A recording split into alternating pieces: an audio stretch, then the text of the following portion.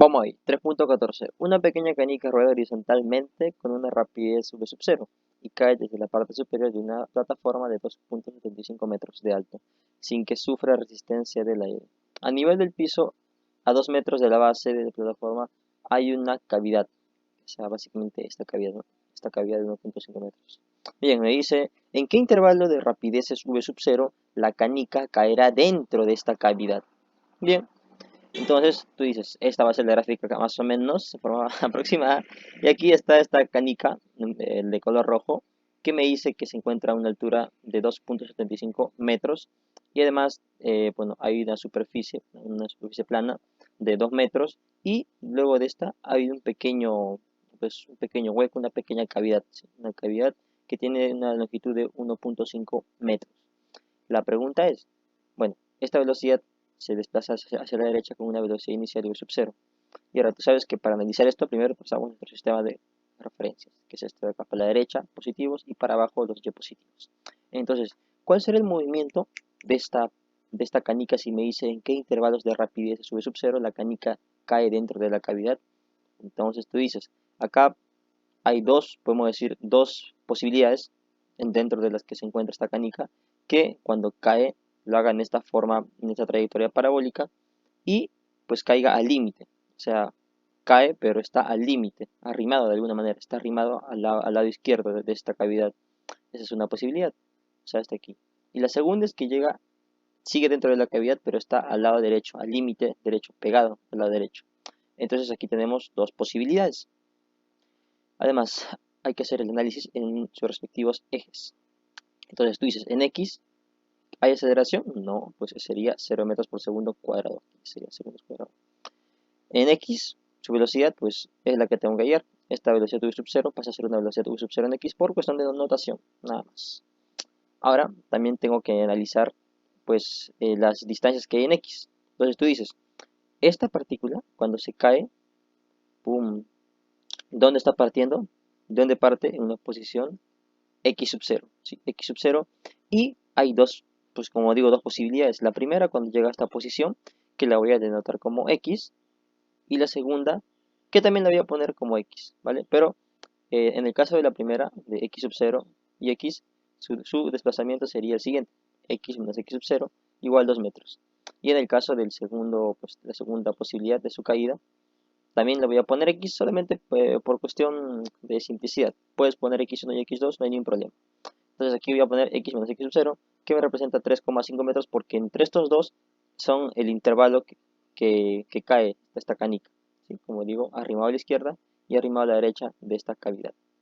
Bien, bueno, aquí sería 3.5 en este caso, ¿no? 3.5 metros. Sería 2 metros más 1.5, que me harían 3.5 metros.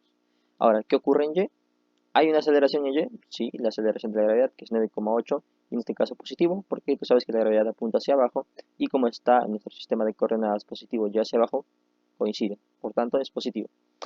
Velocidad en X, o velocidad sub 0 en Y, digo velocidad sub 0 en Y, pues no hay, ¿sí? Puesto que está cayendo, cae con una velocidad V sub 0, en este caso de Y. Ahora, ¿cómo sería para la caída? ¿Sí? Entonces, esta parte de una posición Y sub 0, está Y sub 0, donde tracé mi sistema de coordenadas, y cae a una altura de 2.75 metros. Pero cuando cae, aquí llega a una posición Y, una posición arbitraria, bueno, en este caso conocida, ¿no? Y, y el desplazamiento cuando cae, esta caída tiene una altura de Y menos Y sub 0, que sería 2,75 metros. Ahora voy a hacer el respectivo análisis. Para hallar el tiempo en que esta canica cae, ¿sí? Cae, pues voy a usar esta forma. ¿Sí? La fórmula pues, está conocida, ¿no? Conozco el y menos y sub 0, conozco el v sub 0 en y, conozco la aceleración en y el tiempo es lo que quiero hallar. Reemplazo los valores y el tiempo me da que es un valor de 0,749 segundos. Aquí puede ver dos resultados, positivo y negativo, pero me quedo con el positivo puesto que el negativo carece de sentido.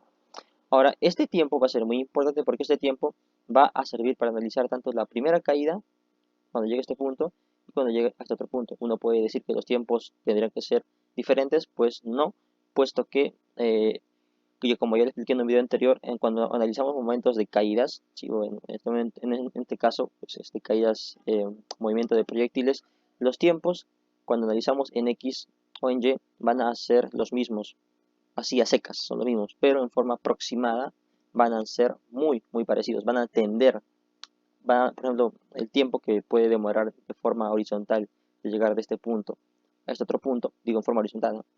Tiempo va a ser el mismo con el que va a caer.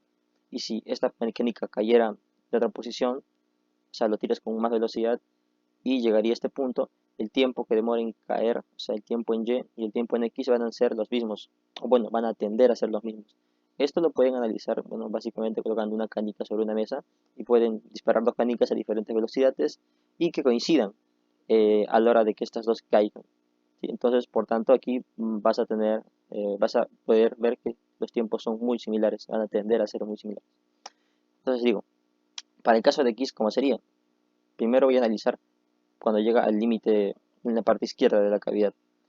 Sería 2 metros y la velocidad en X no la conozco, el tiempo lo acabo de hallar y la aceleración en X es 0.